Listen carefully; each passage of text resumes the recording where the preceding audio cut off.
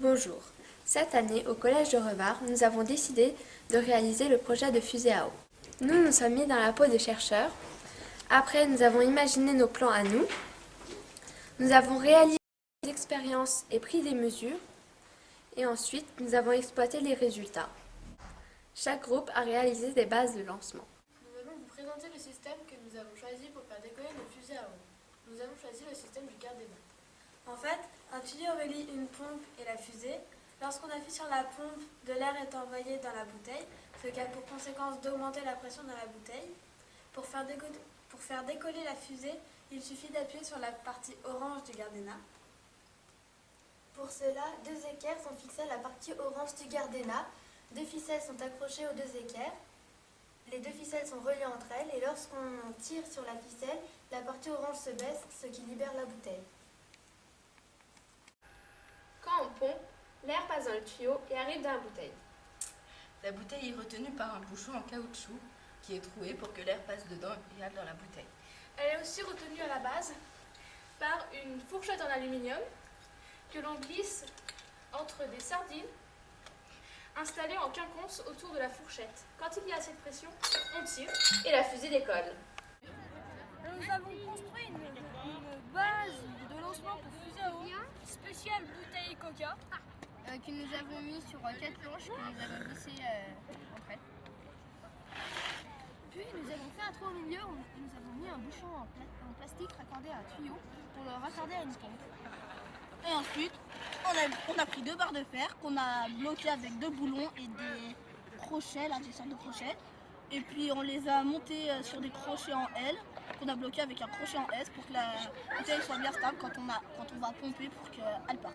Pour déclencher, on pompe et puis après on tire sur la corde. Moi je vais vous expliquer comment on a fabriqué donc, les fusées. On a mis une couche de blanc en peinture à bombe. Ensuite avant on avait collé des petites ailettes en plastique. Et ensuite, après la sous-couche de blanc, on a peint la fusée avec une bombe verte ou rose. Pour nous aider à fabriquer nos bases, nous avons utilisé l'aide de Monsieur Roussel, qui est chargé de la maintenance au Collège Le Revard. Sur la demande des élèves qui m'ont présenté des petits croquis, donc j'ai commencé à effectuer quelques petits travaux. Donc là, sur ce modèle, les élèves sont partis sur un système avec une fourchette. Donc là, elle est en aluminium, mais ils m'avaient demandé dans un premier temps de la faire en bois. Et puis ils se sont aperçus que ça ne tenait pas, elle s'est cassée. Donc voilà, j'ai refait en fait une équerre en alu. Après la construction des bases de lancement et des fusées, on a fait décoller les fusées. Alors sur cette maquette, on a représenté la fusée et les deux caméras qui ont filmé les trajectoires.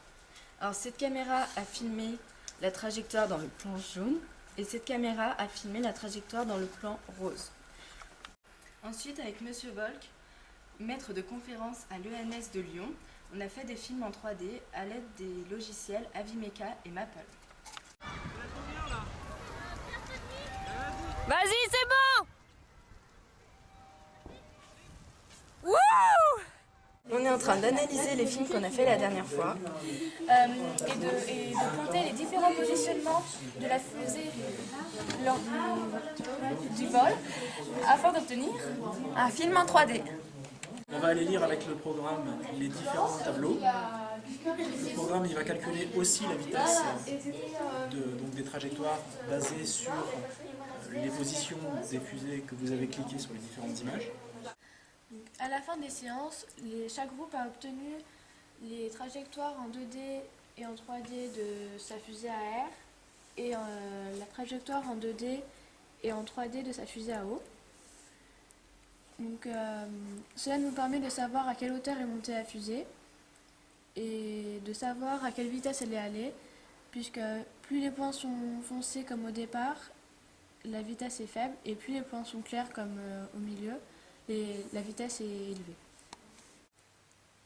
Nous avons adoré le club physique-chimie. Nous avons appris à nous servir d'un collier de serrage, d'équerre, et nous avons découvert l'autre possibilité d'utiliser un Gardena. Nous avons aussi appris à utiliser le logiciel Avimeca et puis le fonctionnement des fusées à eau. Et nous nous sommes mis dans la peau d'un scientifique, c'était génial.